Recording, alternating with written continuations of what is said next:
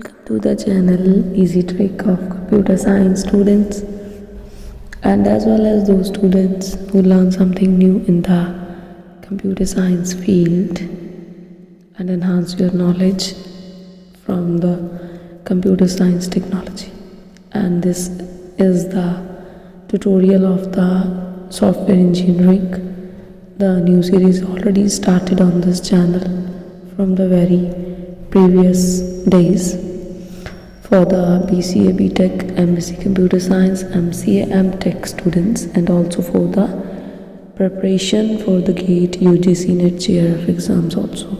And that series is very helpful for those learners who will fetch the knowledge that how will develop the software and under which application develop the softwares and how we will use the softwares and what steps we will use.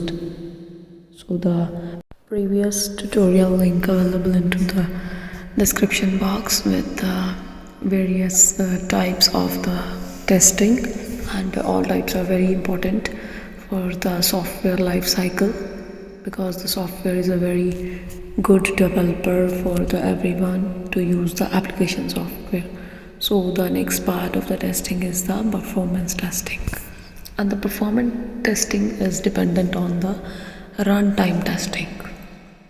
When you will all design the project mode and the software, and after that you all enter into the run process, running the process and running the modules, running the files, running the folders, and all part with the admin control and all part of the designing phases. So that particular processing type is development with the performance testing. So the performance testing के साथ हमें जो run time पे performance मिलेगी software की context of the integrated system, मतलब जो पहले उससे आपने बनाया और मॉड्यूल्स मल्टीपल जोड़ के जो रन टाइम पे आपको उसकी स्पीड दिखी, इफ़ेक्टिवनेस दिखी, और आपको चलाते चलाते अगर रुका फिर आपने चलाया, फिर रुका फिर चलाया, फिर रुका फिर चलाया, मतलब लोड टेस्टिंग में वो कितना टाइम ले रहा है और उसकी परफॉर्मेंस कैसे चलती है। मतलब एडमिन से आपको रोक के सॉफ्टवेयर पे प्लग इन होना पड़ता है, मतलब एक फॉर्म दिखाने के लिए, या फिर फॉर्म्स इकट्ठे वन बाय वन ऑटोमेटिकली चलते जा रहे हैं, ये चेक करना पड़ता है परफॉर्मेंस टेस्टिंग में। और हमारे इस पार्ट पे सॉफ्टवेयर डेवलपमेंट के पार्ट पे ये बहुत ज़्यादा ही एक इम्पॉर्टेंट आस्पेक्ट है, क्योंकि कोई भी सॉफ्टवेयर जब आपने चलाना है तो ये चेक करना बहुत ज़रूरी है कि वो एडमिन पैनल से आपका यूज़र पैनल की तरफ आ रहा है या यूज़र से एडमिन की तरफ जा रहा है। ये ना हो कि बार बार आप एक फ़ाइल खोलो, उसको एग्जीक्यूट करो, फिर दूसरी खोलो, नहीं, मॉड्यूल वन बाय वन सारे प्रोजेक्ट के इकट्ठे चलने चाहिए, और वो होता है एक साइकिल के ऊपर डिपेंड। और अगर इसको चेक करते टाइम आपके साइकिल में प्रोसेस बहुत ज़्यादा आ रहे हैं, मतलब मल्टीपल आते जा रहे हैं, बार बार चेक करना पड़ रहा है, तो ज़्यादा प्रोसेस भी नहीं आने चाहिए। इसके लिए आपको प्रोसेस को जो है वो मैनेज करके रखना पड़ेगा, और इंटीग्रेटेड जो सिस्टम आपका एडमिन का यूज़र कंट्रोल का है, उन दोनों को इकट्ठा करके लोड इकट्ठा ही चेक करना पड़ेगा, किसको कितना टाइम लगता है और रिपोर्टिंग कैसे होती है, कल को इम्प्लीमेंटेशन कैसे होगी, क्या हम डाटा यूज़र वाले पार्ट पे डालेंगे तो एडमिन पैनल उसी टाइम दिखेगा या नहीं दिखेगा, या एडमिन पे कोई इशू तो नहीं आ जाएगा उसकी वजह से। सो परफॉर्मेंस में ये पार्ट ज़रूर ही चेक किए जाते हैं, जो कि पूरे प्रोसेस के साइकिल के ऊपर डिपेंड करते हैं। साइकिल कैसे चलता है अब हम उसकी बात करते हैं। बेसिकली साइकिल जो चल रहा होता है उसमें कुछ स्टेजेस होती हैं परफॉर्मेंस टेस्टिंग की, और सारी स्टेजेस वही हैं जो कि SDLC के टाइप में स्टार्टिंग से आ जाती हैं कि एनालिसिस करना चीज़ का बहुत ज़रूरी है और पार्ट पढ़ना बहुत ज़्यादा ज़रूरी है, ये वाली चीज़ें हैं। लेकिन परफॉर्मेंस टेस्टिंग में ओवरऑल प्रोजेक्ट के वर्क को अब हमें दोबारा देखना होता है कि लोडिंग करते टाइम कोई स्पीड का इशू तो नहीं आता, कोई इफ़ेक्टिवनेस तो नहीं आपकी जो है लाई कर रही, या डिलिबरेटली चल रहा है प्रोजेक्ट या नहीं चल रहा, या फिर आपके जो स्टूडेंट है टीचर ने कुछ पूछा तो आपको बार बार बंद करके रन तो नहीं करना पड़ रहा। एक एक छोटी छोटी जो आप इनपुट दे रहे हो या आउटपुट दिखाना चाहते हो उनको। एंड जो वेंडर्स हैं वो सामने वाली पार्टी को कुछ ऐसा तो नहीं दे रहे कि उन्हें एक पार्ट बंद करना पड़ता है तब दूसरा पार्ट चलता है। तो लोड को चेक करना मेजर हमारा परफॉर्मेंस टेस्टिंग की स्पीड का काम है बेसिकली।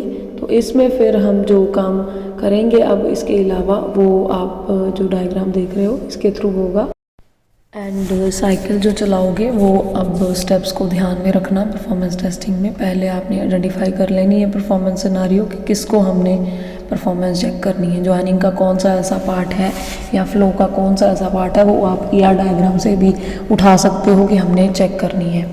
फिर आप प्लान करो और डिज़ाइन करो कि कौन सा बीच में ऐसा पार्ट है जिसको मैंने इसी को ही चेक करके सारा लोड चेक कर लेना है। आफ्टर दैट आप कॉन्फ़िगर करो उस इन्वायरमेंट को और डिस्ट्रीब्यूट करते जाओ लोड वन बाय वन। और टेस्टिंग फेज में टाइम चेक कर रखो और देखो कितनी मेमोरी उस मॉड्यूल को गई है।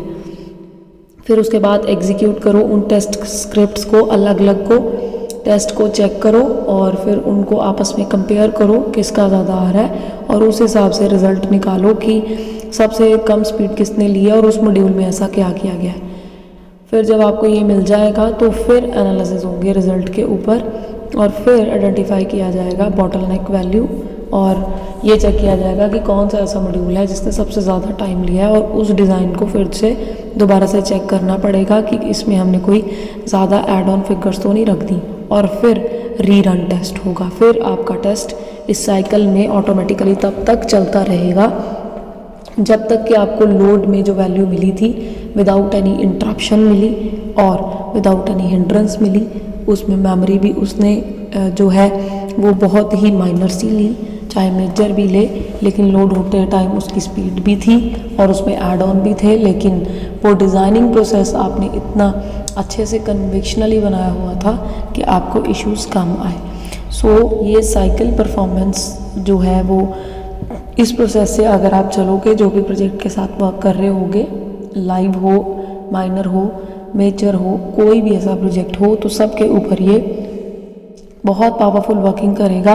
ये चेक ज़रूर करिएगा क्योंकि इम्प्लीमेंटेशन फेज इसके बिल्कुल क्लोज लेवल के ऊपर होता है और इम्प्लीमेंटेशन में अगर मॉड्यूल एक चलता चलता टाइम कम ले, एक ज़्यादा ले, तो फिर वो प्रोजेक्ट किसी गुड आउटपुट फेज में नहीं जाता। सो ये जो साइकिल चल रहे हैं वो एक प्लान और डिज़ाइन के हिसाब से चल रहे हैं और यही एक बेटर तरीका है चेक करने का। और एग्जांपल वही है कि number of processor cycles check करिए कि आपने जो रीरन स्टेजेस की हैं उसके नंबर ऑफ़ प्रोसेसर साइकिल्स कितने आए हैं। 1 2 3 4 5 6 7 8।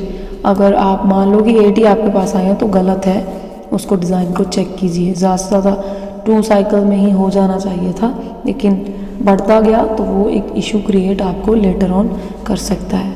सो checking number of processor cycles ही इसकी मेजर रिक्वायरमेंट है और आपको इसी से ही अपना प्रोजेक्ट का जो है पार्ट 100% क्लियर हो जाता है कि कितना हमने करना है, क्योंकि इसके बाद ऑब्जेक्ट्स की वर्किंग शुरू हो जाती है। मॉड्यूल्स की ऑब्जेक्ट्स को आपको प्रेजेंट करना पड़ता है और वो पार्ट हम नेक्स्ट ट्यूटोरियल में as per the schedule by tomorrow पढ़ेंगे। So till then take care, stay safe, and if you feel that is very helpful, so kindly like, share and subscribe and help to other persons. Thank you.